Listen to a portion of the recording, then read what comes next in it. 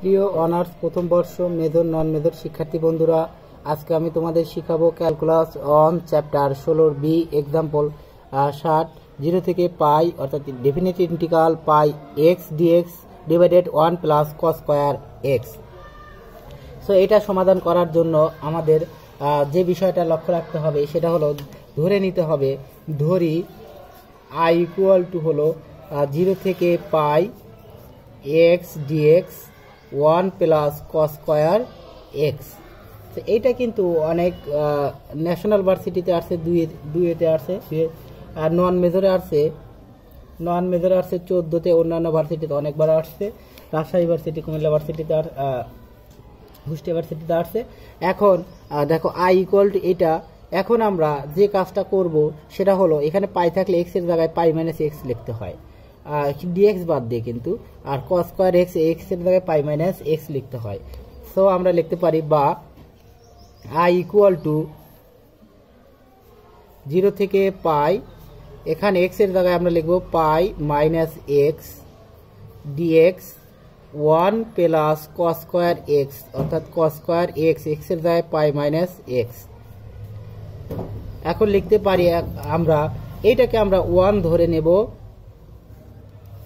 আর এইটাকে আমরা পরবর্তী যে কাজটা করব সেটা হলো চেঞ্জ করে তারপরে 2 লিখব, অর্থাৎ এখানে পাই মাইনাস এক্সই থাকবে, আর এখানে আমরা 1 প্লাস কস স্কয়ার কস পাই মাইনাস এক্স, পাই থাকলে পরিবর্তন হয় না, কস অনুপাত কসই থাকে, সাইন অনুপাত সাইনই থাকে, কিন্তু পাই বাই 2 থাকলে পরিবর্তন হয়ে যেত, কস পরিবর্তন সাইন হতো, সাইন পরিবর্তন হয়ে কস হতো। 1 প্লাস সো সাইনে কস এক্সই থাকবে, so cos square x d x, তো ডিএক্স আছেই, সো এটা আমাদের 2 ধরবো।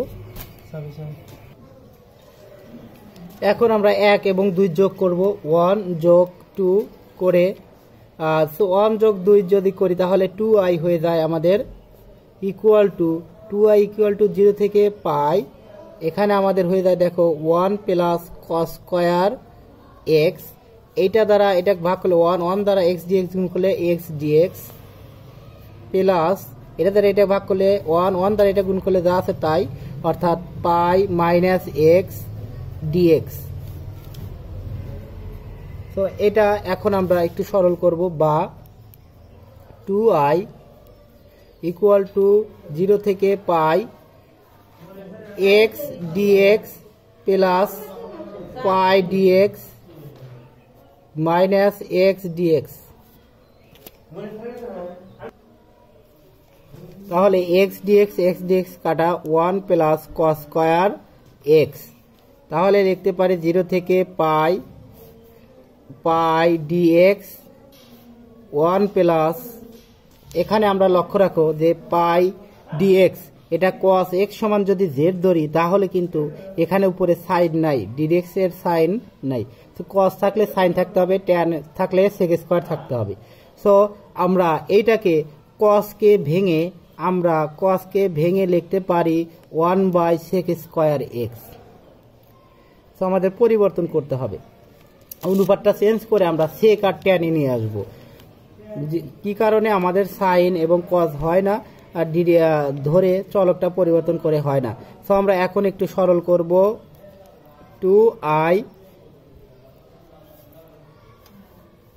পাই ডিএক্স, এখানে আমরা সরল করলে কি হয়, সেক স্কয়ার এক্স, এটার সাথে এটা গুণন sec square x plus 1। So আমরা এটা লিখতে পারি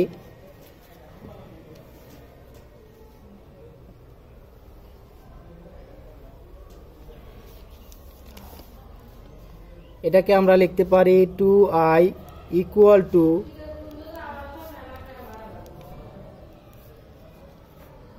এই সেকটা উপরে চলে যাবে, সেক স্কয়ার এক্স পাই ডিএক্স সেক স্কয়ার এক্স পাই, এই পাইটা কিন্তু আমরা একটু সামনে নিয়ে আসতে পারি, সামনে নিয়ে আসলে কোনো প্রবলেম নেই, সো সামনে নিয়ে আসি, সেক স্কয়ার এক্স ডিএক্স, আর এখানে আমাদের যে বিষয়টা থাকে সেটা হলো sec square plus 1, so sec square আমাদের ট্যান দরকার। সো সেক স্কোয়ার প্লাস 1 সমান ট্যান স্কোয়ার হয় না, সেক স্কোয়ার মাইনাস 1 সমান tan square. So sec square সমান লেখা যায় 1 plus tan square x plus 1। দেখো আমাদের 1 on 2, সো আমরা লিখতে পারি 2i ইকুয়াল টু পাই 0 থেকে পাই, এখানে আমাদের সেক স্কোয়ার এক্স ডিএক্স আর 2 প্লাস ট্যান স্কোয়ার এক্স, 2 বা ট্যান স্কোয়ার সমান tan square x plus 2 plus tan square লিখলে সমস্যা নেই, এক্স স্কোয়ার প্লাস স্কোয়ার বা স্কোয়ার প্লাস এক্স স্কোয়ার একই কথা। 17 নম্বর সূত্র দেখো, 17 নম্বর সূত্র 526 পৃষ্ঠা ক্যালকুলাসের, সেটা হলো tan inverse dx by x square plus a square সমান tan inverse x by a, আর এখানে হলো 1 by a, tan inverse x by a plus c এই সূত্র।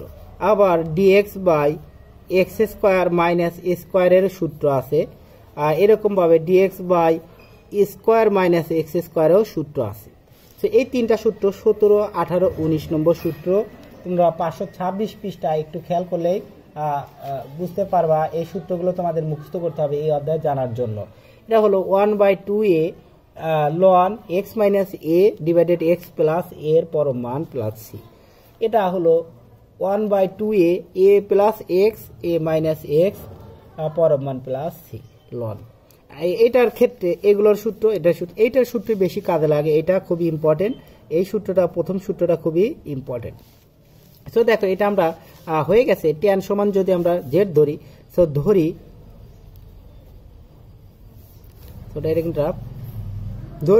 ট্যান ইনভার্স ট্যান এক্স সমান হলো জেড। সো এখন যদি এটা ডিজেড করি তাহলে এটা ট্যান করলে কি হবে, sec square x d x equal to DZ.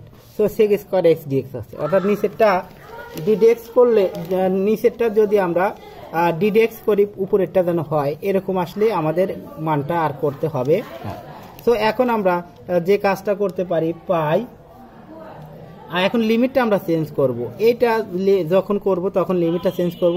X সমান যখন এক্স সমান 0 তখন জেড সমান কি হবে, ট্যান 0 ডিগ্রির মান কি 0, অর্থাৎ জেড সমান কিন্তু 0। যখন এক্স সমান কি ধরবা, পাই ধরবা, তখন ট্যান পাই অর্থাৎ ট্যান 180 ডিগ্রির মান কত, ট্যান 180 ডিগ্রির মান কিন্তু অসংজ্ঞায়িত। সো জেড সমান ইনফিনিটিভ।